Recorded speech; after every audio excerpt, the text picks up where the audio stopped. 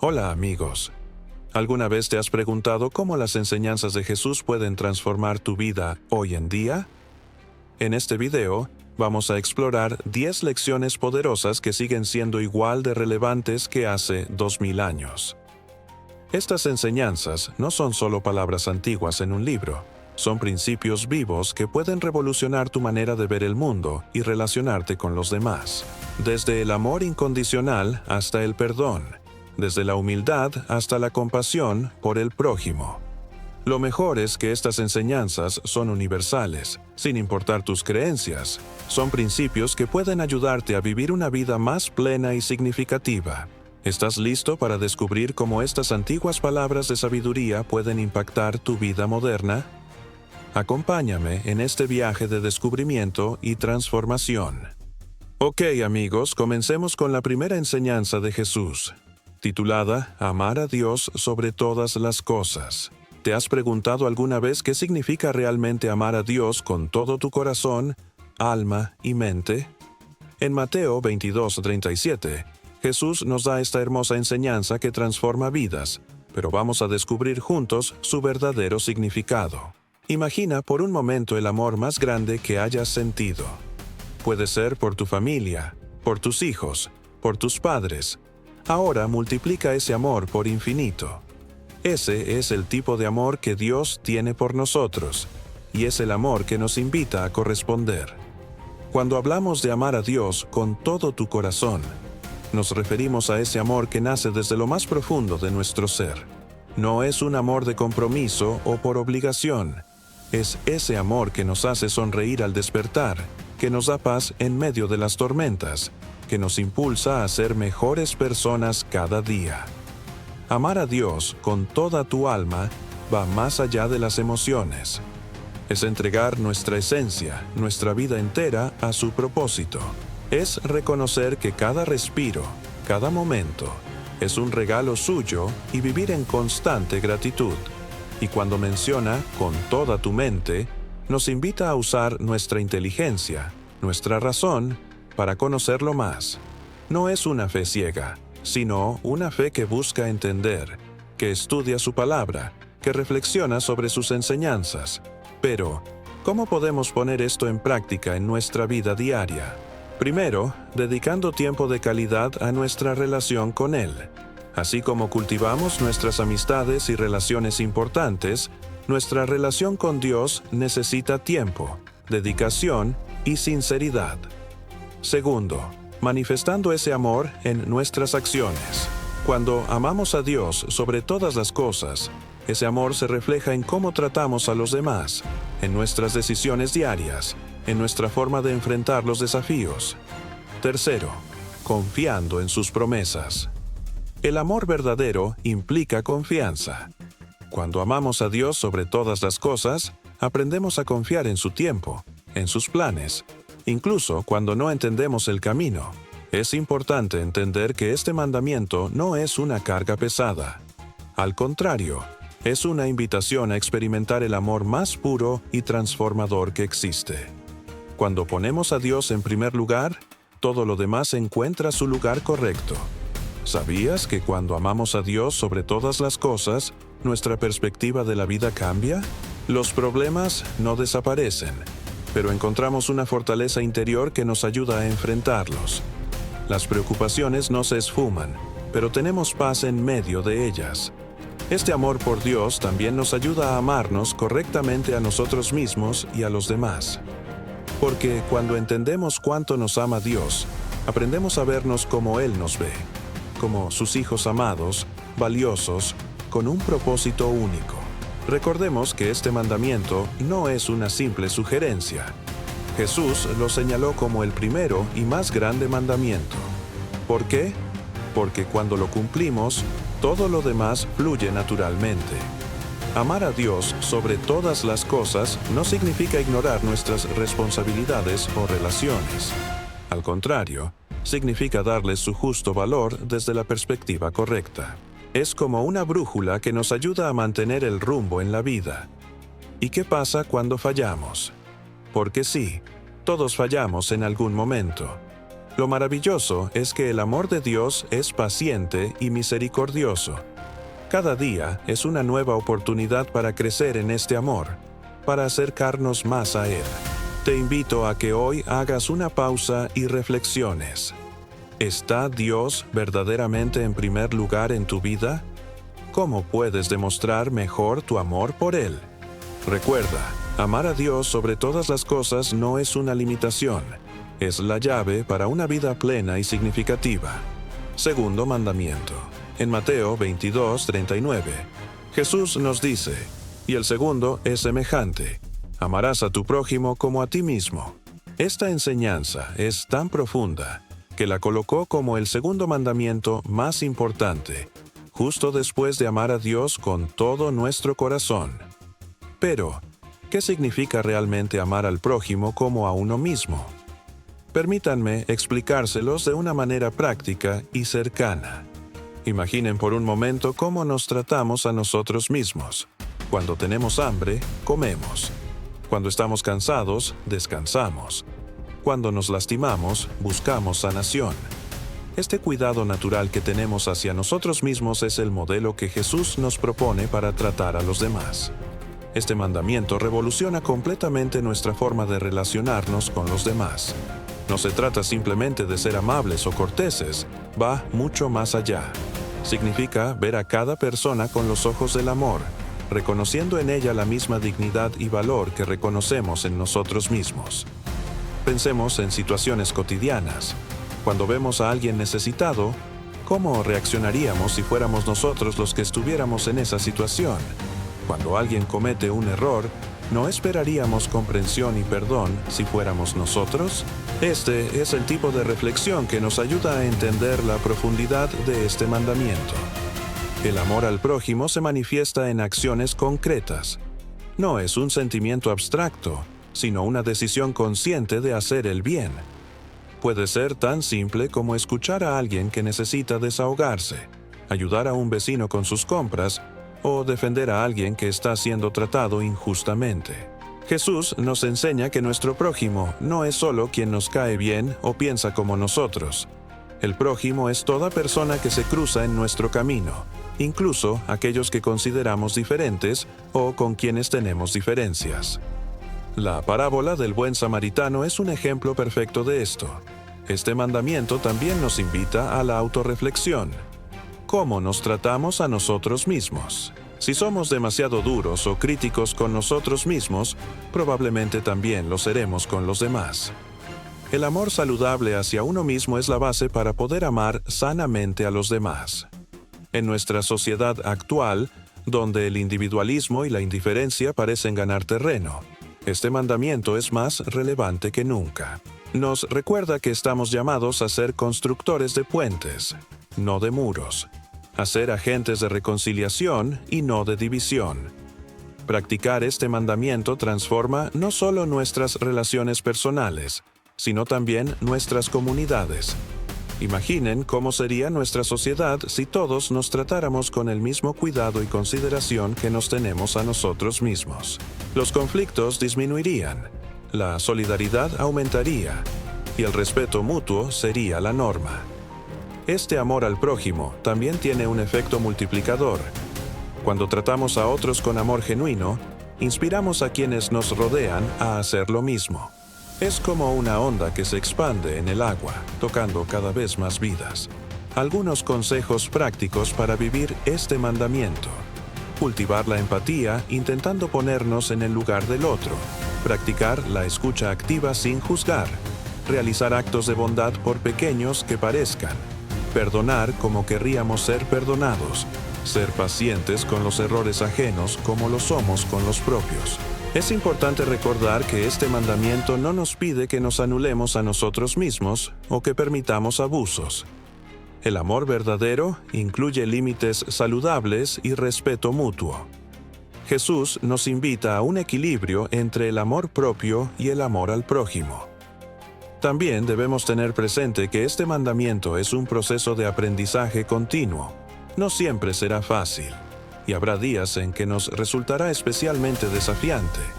Pero cada esfuerzo por vivir este amor cuenta, y nos acerca más a la vida que Dios desea para nosotros. La práctica de este mandamiento nos trae paz interior y alegría verdadera. Cuando amamos a los demás como a nosotros mismos, experimentamos una plenitud que ningún bien material puede proporcionar. Es un camino hacia una vida más significativa y satisfactoria. Los invito a reflexionar. ¿Cómo podemos aplicar este mandamiento en nuestra vida diaria? ¿Qué pequeño gesto de amor podemos realizar hoy mismo? La tercera enseñanza la encontramos en Mateo 18:22. No te digo hasta 7, sino aún hasta 70 veces 7. Estas palabras de Jesús han resonado a través de los siglos, pero ¿realmente entendemos su significado profundo?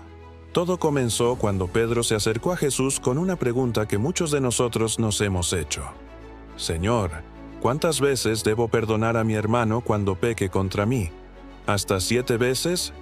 Pedro probablemente pensaba que estaba siendo generoso al sugerir 7 veces, ya que los rabinos de la época enseñaban que perdonar 3 veces era suficiente. Pero la respuesta de Jesús fue revolucionaria. Al decir 70 veces 7, que equivale a 490 veces, Jesús no estaba sugiriendo que lleváramos un contador y dejáramos de perdonar al llegar al número 491. No. Estaba utilizando un número simbólico para enseñarnos que el perdón debe ser ilimitado. Pensemos en esto. ¿Alguna vez has intentado contar hasta 490? Sería absurdo llevar la cuenta de cada ofensa. Y ese es precisamente el punto. El perdón no debe ser calculado ni medido. Debe fluir naturalmente de un corazón transformado por el amor de Dios. Pero seamos honestos, perdonar no es fácil. Cuando alguien nos hiere, nuestro instinto natural es guardar rencor, buscar venganza o, como mínimo, mantener un registro mental de las ofensas. Sin embargo, Jesús nos llama a una forma más elevada de vivir. Para entender mejor esto, consideremos el contexto más amplio. Justo después de esta enseñanza, Jesús cuenta la parábola del siervo despiadado. Un rey perdona una deuda astronómica a su siervo, pero este mismo siervo se niega a perdonar una deuda mucho menor a uno de sus compañeros. La lección es clara. Hemos sido perdonados infinitamente por Dios. ¿Cómo podemos entonces negarnos a perdonar a otros? El perdón que Jesús nos enseña no es superficial. No es simplemente decir, está bien, y seguir adelante. Es un proceso profundo que implica liberar el resentimiento, renunciar al derecho de venganza y elegir ver a la otra persona con compasión, tal como Dios nos ve a nosotros. Algunos podrían preguntar, ¿pero qué pasa si la ofensa es demasiado grave? ¿Qué pasa si la persona ni siquiera está arrepentida? Es importante entender que perdonar no significa necesariamente olvidar o restaurar inmediatamente la confianza. El perdón es más sobre liberar nuestro propio corazón de la prisión del resentimiento que sobre justificar las acciones del otro. El perdón es un regalo que nos damos a nosotros mismos.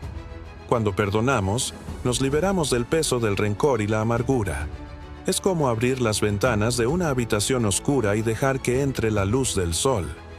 El perdón no cambia el pasado, pero sí transforma nuestro presente y futuro. Jesús nos invita a vivir en la libertad del perdón continuo. Cada vez que perdonamos, nos parecemos más a Él. Cada acto de perdón es una declaración de que elegimos el amor sobre el odio, la paz sobre el conflicto, la libertad sobre el cautiverio. Practiquemos esto en nuestra vida diaria. Cuando alguien nos ofenda, en lugar de contar las ofensas, contemos las bendiciones que hemos recibido. En lugar de alimentar el resentimiento, alimentemos la gratitud. En lugar de recordar el dolor, recordemos el perdón que nosotros mismos hemos recibido. El perdón 70 veces 7 no es una meta a alcanzar, sino un estilo de vida a adoptar. Es un reflejo del carácter de Dios en nosotros, una manifestación del reino de los cielos en la tierra. Y recuerden, el perdón no es señal de debilidad, sino de inmensa fortaleza interior. Requiere más poder perdonar que buscar venganza, como dijo Martin Luther King Jr.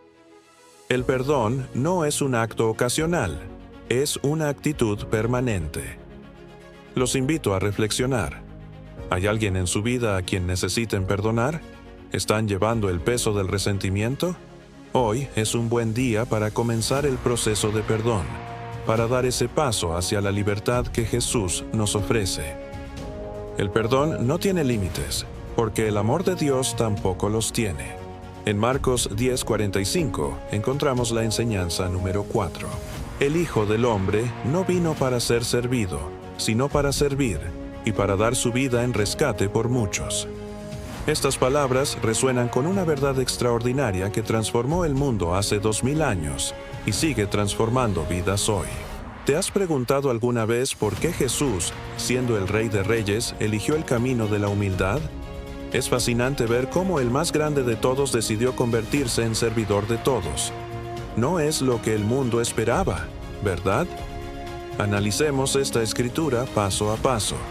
Primero, Jesús se refiere a sí mismo como el Hijo del Hombre.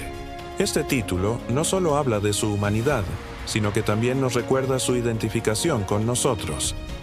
Él entendía perfectamente nuestras luchas, nuestras necesidades, nuestras esperanzas. Pero lo revolucionario viene después. No vino para ser servido. Imagínate esto por un momento. El creador del universo, quien tiene todo el derecho de ser servido por todos, decide dar un giro completo a esta expectativa. Es como si un rey decidiera dejar su trono para trabajar junto a sus súbditos en los campos. ¿Y para qué vino entonces? Para servir.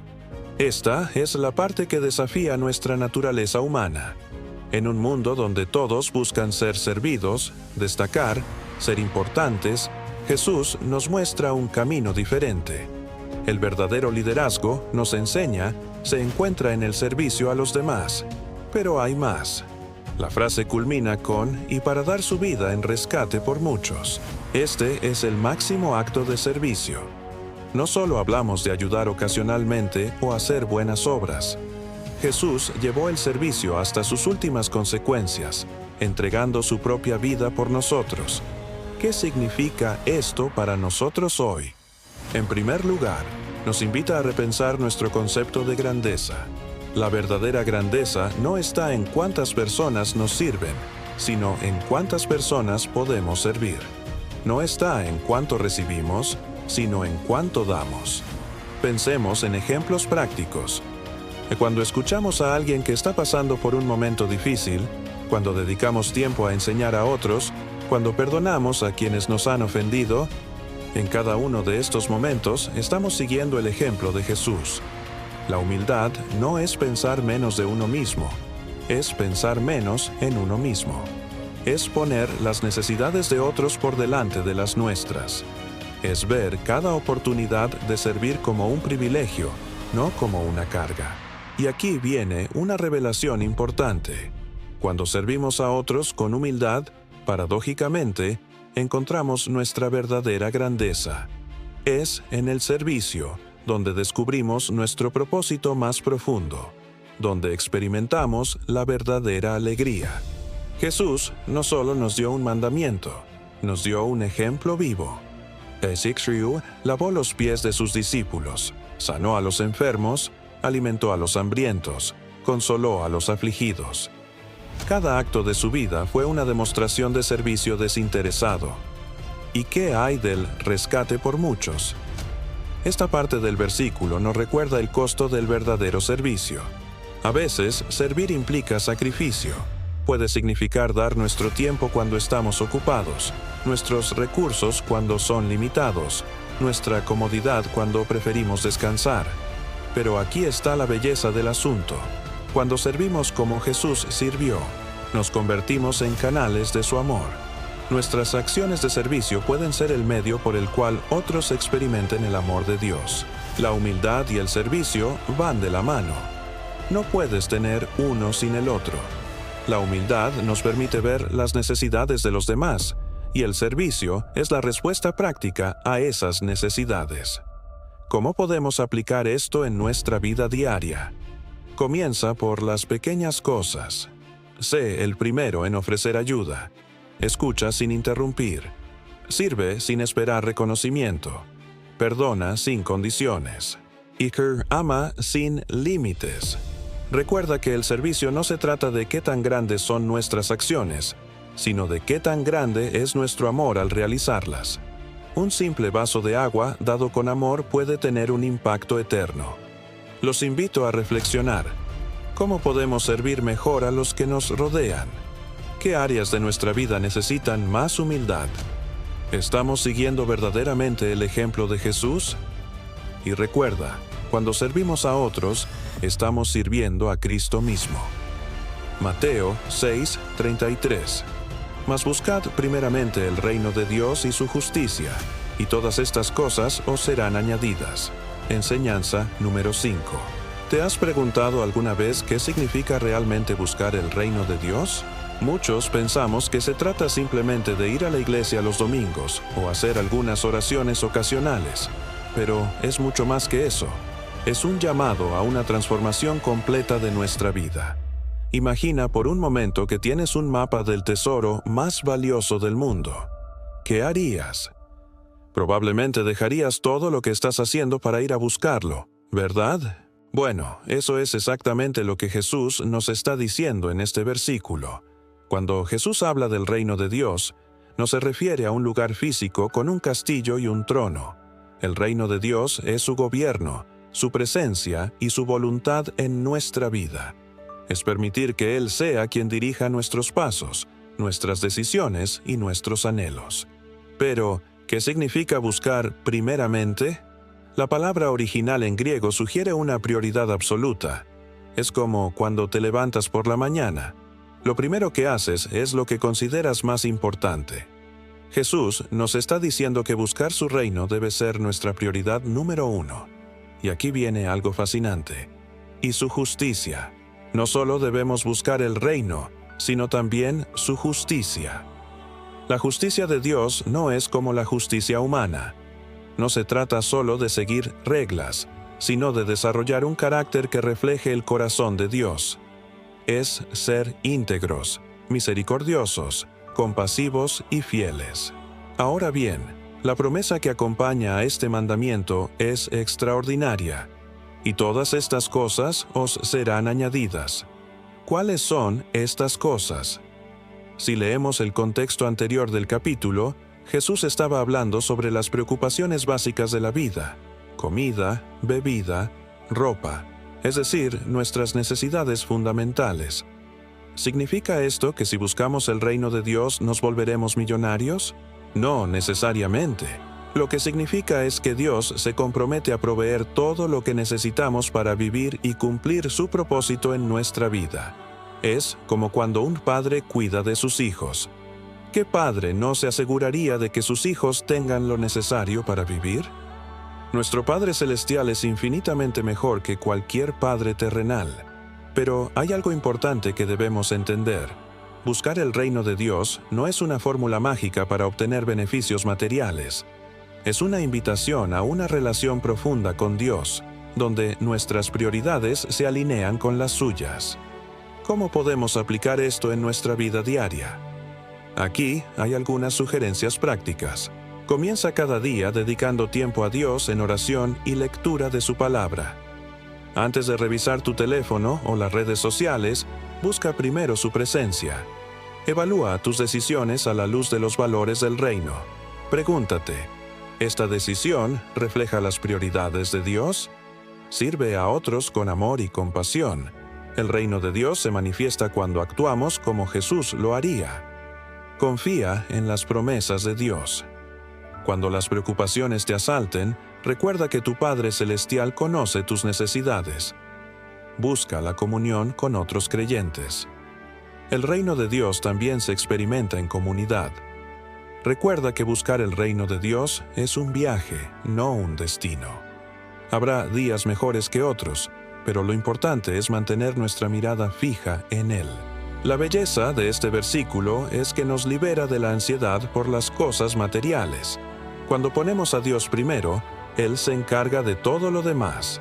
No significa que no tendremos problemas o desafíos, sino que podemos enfrentarlos con la certeza de que Dios está con nosotros. Es como tener un GPS celestial que nos guía en cada paso. Cuando seguimos sus indicaciones, podemos estar seguros de que llegaremos a nuestro destino, aunque el camino no siempre sea fácil. ¿Y tú? ¿Estás listo para hacer de la búsqueda del reino de Dios tu prioridad?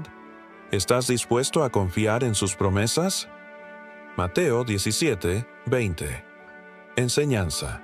6. Si tuvierais fe como un grano de mostaza, diréis a este monte: pásate de aquí allá, y se pasará, y nada os será imposible. ¿Te has preguntado alguna vez por qué Jesús comparó la fe con algo tan pequeño como una semilla de mostaza? Es fascinante, porque la semilla de mostaza, aunque diminuta, tiene un potencial de crecimiento extraordinario. Puede crecer hasta convertirse en un arbusto donde las aves hacen sus nidos. Pero vamos más allá de lo literal. Cuando Jesús habla de mover montañas, no se refiere necesariamente a trasladar el monte Everest de un lugar a otro. Las montañas en nuestra vida son esos obstáculos que parecen imposibles de superar. Problemas familiares, dificultades económicas, enfermedades o incluso crisis de fe. La belleza de este versículo radica en su paradoja. No necesitas una fe gigantesca para ver resultados gigantescos.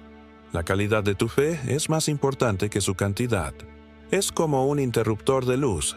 No necesitas presionarlo con toda tu fuerza para que la habitación se ilumine. Solo necesitas activarlo con confianza. Permítanme compartirles una reflexión más profunda. La fe del tamaño de una semilla de mostaza es una fe que, aunque pequeña, está viva y tiene el potencial de crecer. No es una fe estática, sino dinámica. Es una fe que, como la semilla, está dispuesta a ser plantada, a pasar por procesos de transformación, a enfrentar temporadas difíciles, pero siempre con la certeza del crecimiento. Muchos nos preguntamos: ¿por qué mis montañas no se mueven si tengo fe? La respuesta podría estar en entender que la fe no es una varita mágica, sino una relación de confianza con Dios. A veces, en lugar de mover la montaña, Dios nos da la fuerza para escalarla, la paciencia para rodearla, o la sabiduría para construir un túnel a través de ella. La fe, como un grano de mostaza, nos enseña también sobre la humildad. No necesitamos presumir de una fe grandiosa, necesitamos una fe genuina, por pequeña que sea. Es como cuando un niño confía plenamente en sus padres. No analiza si su confianza es suficiente, simplemente confía. Otro aspecto fundamental es que la fe debe estar bien dirigida. Jesús no solo habla de tener fe, sino de tener fe en Dios. Es como tener una llave. Puede ser pequeña, pero si es la correcta, abrirá la puerta correcta. Una fe mal dirigida, aunque sea grande, no producirá los resultados esperados. La frase "nada os será imposible" no es una invitación al pensamiento mágico, sino una promesa de que, alineados con la voluntad de Dios, podemos ver transformaciones extraordinarias en nuestra vida y en la de los demás. Es un recordatorio de que los límites que nos imponemos a menudo son más mentales que reales. ¿Cómo podemos cultivar esta fe? Como cualquier semilla, necesita el ambiente adecuado para crecer. Esto incluye la palabra de Dios como tierra fértil donde plantar nuestra fe, la oración como el agua que la nutre, la comunidad de creyentes como el clima que la protege, las pruebas como el proceso que la fortalece. Recordemos que la fe no es la ausencia de dudas, sino la decisión de confiar a pesar de ellas. Es como el marinero que, aunque ve la tormenta, confía en su brújula y sigue navegando. Esta fe del tamaño de una semilla de mostaza nos invita a dar el primer paso, aunque no veamos toda la escalera. Nos anima a confiar en que Dios puede hacer lo imposible, no porque nosotros seamos capaces, sino porque Él lo es. Quiero recordarte que cada uno de nosotros tiene montañas diferentes en su vida. Lo importante no es el tamaño de la montaña, sino la firmeza de nuestra confianza en Dios. Recuerda, tu fe, aunque sea pequeña como una semilla de mostaza, puede lograr cosas extraordinarias cuando está puesta en el Dios extraordinario. En la enseñanza 7, nos encontramos el mensaje más profundo de Jesús: no juzguéis, para que no seáis juzgados, encontrada en Mateo 7:1. ¿Cuántas veces nos hemos encontrado criticando a otros sin conocer realmente su historia? Es algo que todos hemos hecho en algún momento. Pero vale la pena detenernos a pensar en el verdadero significado de estas palabras. Imagina por un momento que estás caminando por la calle y ves a alguien vestido de una manera que consideras inadecuada. ¿Cuál es tu primer pensamiento? Muchos de nosotros inmediatamente formamos juicios, ¿verdad? Pero, ¿qué sabemos realmente de esa persona? Este versículo no nos está diciendo que perdamos nuestra capacidad de discernimiento. Más bien, nos invita a ser conscientes de nuestra propia imperfección antes de señalar las faltas ajenas. Es como si Jesús nos dijera, antes de criticar la paja en el ojo ajeno, mira la viga que hay en el tuyo. Cuando juzgamos a otros, en realidad estamos revelando más sobre nosotros mismos que sobre la persona que estamos juzgando. Nuestros juicios suelen ser un reflejo de nuestras propias inseguridades, miedos y prejuicios. ¿Te has preguntado por qué Jesús hizo tanto énfasis en esto? Porque sabía que el juicio destructivo divide comunidades, rompe relaciones y aleja a las personas de Dios. Cuando juzgamos, creamos barreras invisibles que nos impiden conectar genuinamente con los demás. Pensemos en esto. ¿Cuántas amistades valiosas nos hemos perdido por juzgar prematuramente? ¿Cuántas oportunidades de aprender de otros han pasado de largo porque nos creímos superiores? El versículo también nos recuerda que seremos medidos con la misma vara que medimos a otros. Es una llamada a la humildad y al amor. Cuando extendemos misericordia, también la recibiremos. Cuando mostramos comprensión, otros nos comprenderán. En lugar de juzgar, Jesús nos invita a amar. En vez de criticar, nos anima a comprender. En lugar de condenar, nos llama a tender puentes. ¿No es hermoso pensar en cómo cambiaría el mundo si todos practicáramos esto? Permítanme compartirles una experiencia personal. Hace tiempo, formé un juicio apresurado sobre alguien en mi comunidad. Más tarde, al conocer su historia, me sentí avergonzado por mis pensamientos iniciales. Esta persona había atravesado dificultades que yo ni siquiera podía imaginar, y mi juicio precipitado solo había añadido peso a su carga. ¿Cómo podemos entonces aplicar esta enseñanza en nuestra vida diaria? Aquí hay algunas reflexiones prácticas. Cuando sientas el impulso de juzgar, haz una pausa y pregúntate, ¿conozco toda la historia? ¿Estoy viendo esto desde una perspectiva de amor? Recuerda que cada persona que encuentras está luchando batallas que desconoces. Todos tenemos historias no contadas, heridas ocultas y razones para ser como somos. Practica la empatía activa. Antes de formar una opinión, intenta ponerte en los zapatos del otro. ¿Cómo te sentirías tú en su situación? Cultiva un corazón compasivo. La compasión es el antídoto natural contra el juicio. Cuando verdaderamente nos compadecemos de otros, es difícil juzgarlos duramente. Este versículo también nos invita a ser auténticos con nosotros mismos. ¿Cuántas veces juzgamos en otros lo que no queremos ver en nosotros mismos? La autorreflexión honesta es fundamental para crecer espiritualmente. Jesús nos enseña que el verdadero discernimiento viene del amor, no del juicio. Podemos reconocer comportamientos incorrectos sin condenar a la persona. Podemos mantener nuestros valores sin menospreciar a quienes piensan diferente. Imagina cómo sería tu comunidad si todos practicáramos este principio. Las iglesias serían más acogedoras, las familias más unidas, las amistades más profundas. El reino de Dios se manifestaría de maneras poderosas a través de nuestras relaciones. Recuerda, cuando dejamos de juzgar, creamos espacio para que el amor de Dios fluya libremente. Cuando elegimos la comprensión sobre la crítica, nos convertimos en instrumentos de su gracia. Si este mensaje te ha tocado el corazón, te invito a que lo pongas en práctica esta semana. Observa cómo cambian tus relaciones cuando eliges la comprensión sobre el juicio. Recuerda, eres amado por Dios exactamente como eres, y Él nos llama a extender ese mismo amor incondicional a otros. En la enseñanza 8 nos encontramos el significado sobre la oración. Mateo 6:6.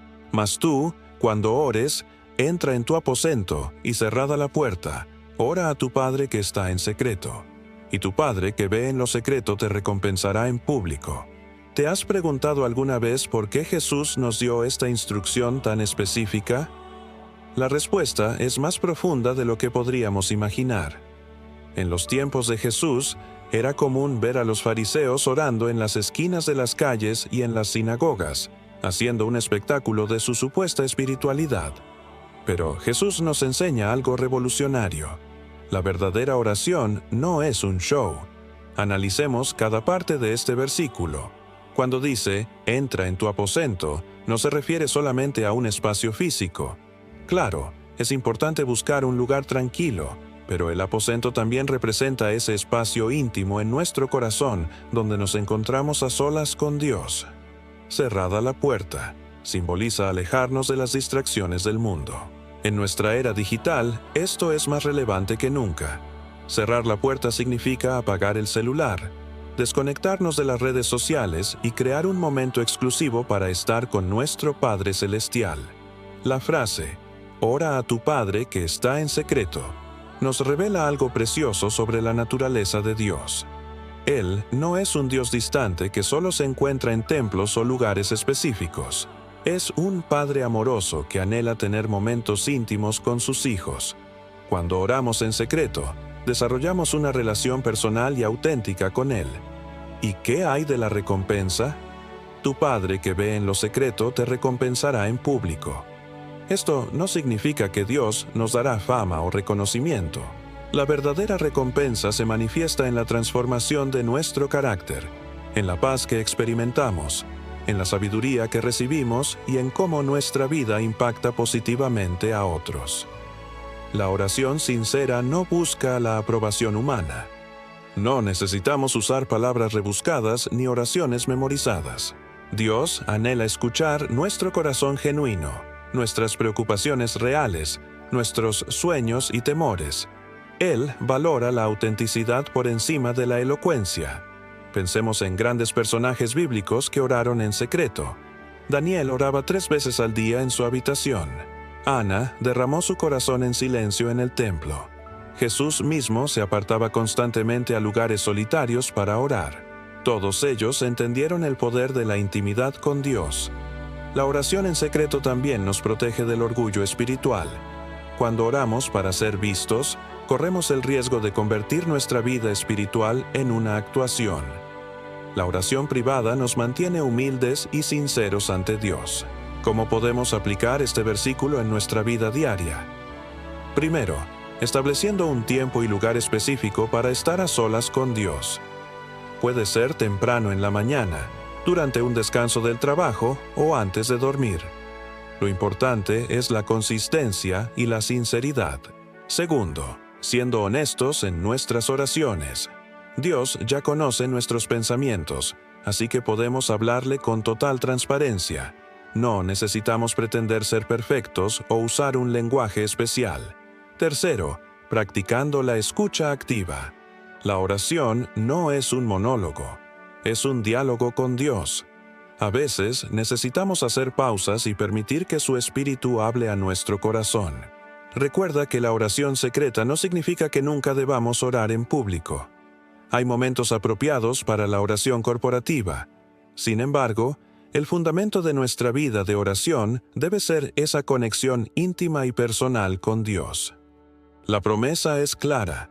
Cuando oramos con sinceridad en lo secreto, nuestro Padre Celestial nos recompensa.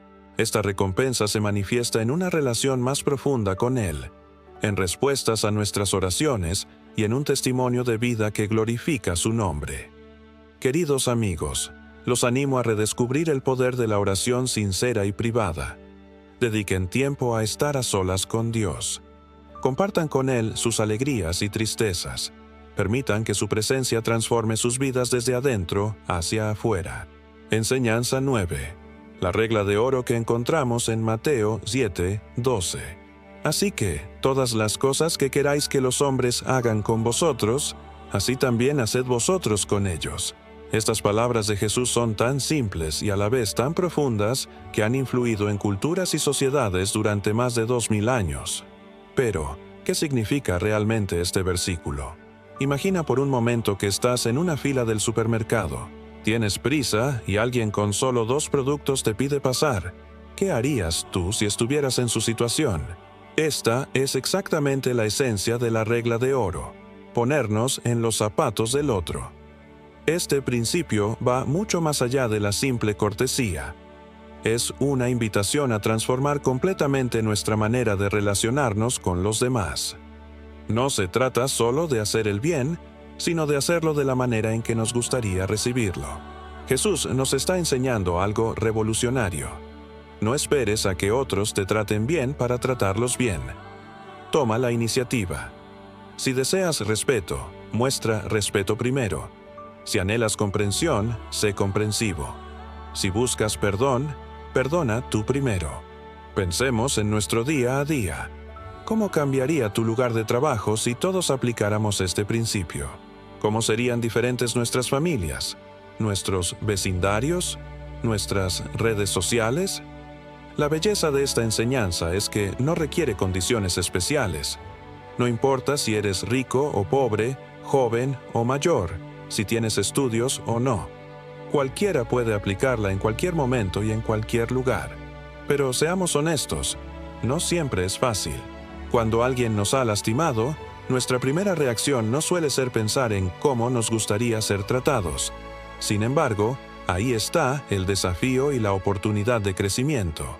Esta regla también tiene un efecto multiplicador. Cuando tratamos a otros como queremos ser tratados, inspiramos a quienes nos rodean a hacer lo mismo. Es como lanzar una piedra en un lago. Las ondas se expanden más allá de donde cayó la piedra. Jesús no solo nos dio este principio como una bonita frase para colgar en la pared. Es una herramienta práctica para construir un mundo mejor. Cuando la aplicamos, estamos participando activamente en la transformación de nuestra sociedad. ¿Te has dado cuenta de que esta regla funciona incluso con personas que no comparten nuestra fe? Es universal. Trasciende culturas, religiones y fronteras. Todos podemos entender el deseo de ser tratados con dignidad y respeto. Aplicar la regla de oro también nos ayuda a desarrollar empatía. Nos obliga a detenernos y considerar la perspectiva del otro. En un mundo cada vez más polarizado, esta habilidad es más valiosa que nunca. Pero hay algo más profundo aquí. Cuando Jesús nos dio este mandamiento, no solo nos estaba dando una guía ética, nos estaba mostrando el corazón de Dios. Él mismo vivió este principio hasta sus últimas consecuencias, tratando a cada persona con amor y dignidad, incluso a quienes lo rechazaron. ¿Y qué hay de las redes sociales? ¿Cómo cambiaría nuestro comportamiento online si aplicáramos este principio? Antes de publicar un comentario, podríamos preguntarnos: ¿me gustaría recibir este tipo de respuesta? La regla de oro también tiene implicaciones en cómo manejamos los conflictos. Cuando surge un desacuerdo, podemos preguntarnos: ¿cómo me gustaría que manejaran este conflicto conmigo? Esta perspectiva puede transformar completamente nuestra forma de resolver problemas. Es importante notar que este principio no significa ser permisivo con el mal o ignorar la injusticia. Al contrario, nos impulsa a defender lo correcto, pero siempre desde una postura de amor y respeto, buscando la restauración más que la venganza. ¿Y qué hay del perdón? La regla de oro nos desafía a perdonar como queremos ser perdonados. Esto no significa que el dolor no sea real o que las consecuencias desaparezcan, pero nos libera de la prisión del resentimiento. Amigos, los invito a hacer un experimento. Por una semana, antes de cada interacción importante, pregúntense: ¿cómo me gustaría ser tratado en esta situación? Verán cómo esta simple práctica puede transformar sus relaciones. Y recuerden, no estamos solos en este camino. Dios nos da la fuerza y la sabiduría para vivir según este principio. Cuando fallamos, su gracia nos permite comenzar de nuevo. En la enseñanza 10, nos encontramos con Juan 15:12, donde Jesús nos dice: «Este es mi mandamiento, que os améis unos a otros, como yo os he amado». ¿Te has preguntado alguna vez por qué Jesús llamó a este el mayor mandamiento? Es fascinante cómo en estas simples palabras se encierra la esencia completa del mensaje cristiano. No es casualidad que este versículo aparezca en el capítulo 15 de Juan, justo después de la hermosa metáfora de la vid y los pámpanos. Cuando Jesús dice, "Este es mi mandamiento", está estableciendo algo fundamental. No es una sugerencia, no es un consejo, es un mandamiento divino. Pero, ¿por qué el amor? Porque el amor es la fuerza más transformadora del universo. Es el mismo poder que movió a Dios a crear el mundo y a enviar a su Hijo por nosotros. Analicemos la frase, que os améis unos a otros. En el original griego, la palabra utilizada para amor es ágape. Un amor incondicional, sacrificial, que busca el bien del otro sin esperar nada a cambio. No está hablando de un amor romántico o de amistad superficial, sino de algo mucho más profundo y revolucionario. Pero la parte más desafiante viene después. Como yo os he amado. ¿Te das cuenta? El estándar que Jesús establece es su propio amor por nosotros. Un amor que lo llevó a dejar su gloria, hacerse humano, servir a otros y dar su vida en la cruz. Este es el modelo que debemos seguir. Permítanme compartirles algo personal. Cuando realmente entendí este versículo, mi vida cambió completamente. Ya no podía ver a las personas de la misma manera. Cada rostro, cada historia, cada persona que me encontraba se convirtió en una oportunidad para manifestar este amor divino. Este mandamiento revoluciona nuestras relaciones en todos los niveles. En la familia, nos llama a un amor que perdona y persevera. En el trabajo, nos desafía a servir y respetar a todos, incluso a quienes nos resultan difíciles. En la comunidad, nos impulsa a ser agentes de cambio y reconciliación. Pero, ¿cómo podemos amar así?